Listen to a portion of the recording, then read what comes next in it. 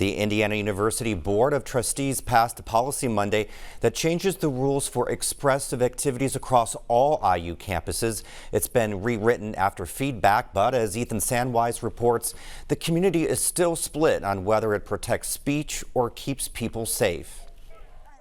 The Board of Trustees' desire for a new policy dates back to June, following clashes between the university and a pro-Gaza student encampment in Dunn Meadow. Administrators described the camp as a safety risk, which is one of the reasons why it invited state police to clear it in April.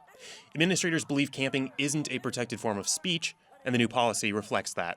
But we have to be able to be nimble, we have to be reasonable, and we have to be smart about what we're doing, because we're dealing in a situation where you have people who are trying to counter all of this. The policy requires at least 10 days advance permission to erect structures like tents. It prohibits expressive activity within 25 feet of a building's entrance and outside the hours of 6 in the morning and 11 at night.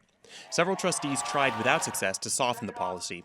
When talking with some of my stakeholders across campus, students, faculty, staff, some of the folks that are tasked with the work of enforcing this policy, I kind of came to the conclusion that I believe that it's too restrictive. Trustees and administrators justify the changes using findings from a report by Cooley LLP, a law firm President Pamela Whitten hired to investigate the protests in Dunn Meadow. But as law professor Steve Sanders points out, they've been talking about that change for months. That was before Cooley was even hired. So, if you press on that point too much, I think a reasonable response is, well, it sounds like Cooley's just validating what you wanted to do anyway. IU General Counsel Anthony Prather asked students, staff, and faculty for feedback on the policy draft.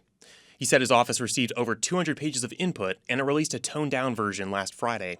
There were significant changes made either because of that feedback or maybe other lawyers looked at it or something. But I do think it is a better policy than the first sort of sloppy, I think, version of it was. It's still too restrictive for campus activists, such as pro-Palestine groups and the Graduate Workers Union.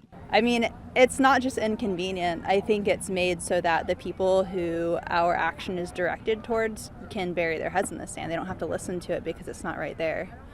That being said, we are intelligent and we're creative and we'll find another way. Many faculty objected to IU's claims that it protects the right to free expression. That is what the university is supposed to be about. I don't see how they can claim to be fostering an educational environment when they're trying to stop everyone from speaking. But the policy has its supporters.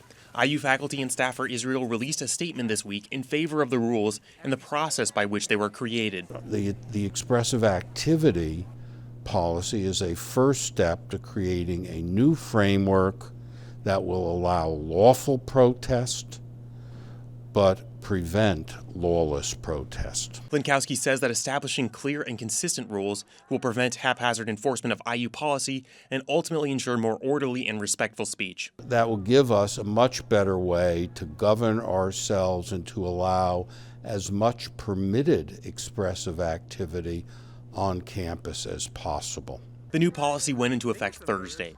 For Indiana News Desk, I'm Ethan Sandwise. Dunn Meadow has been governed by its own speech policy since the 1960s. The new policy overrules that.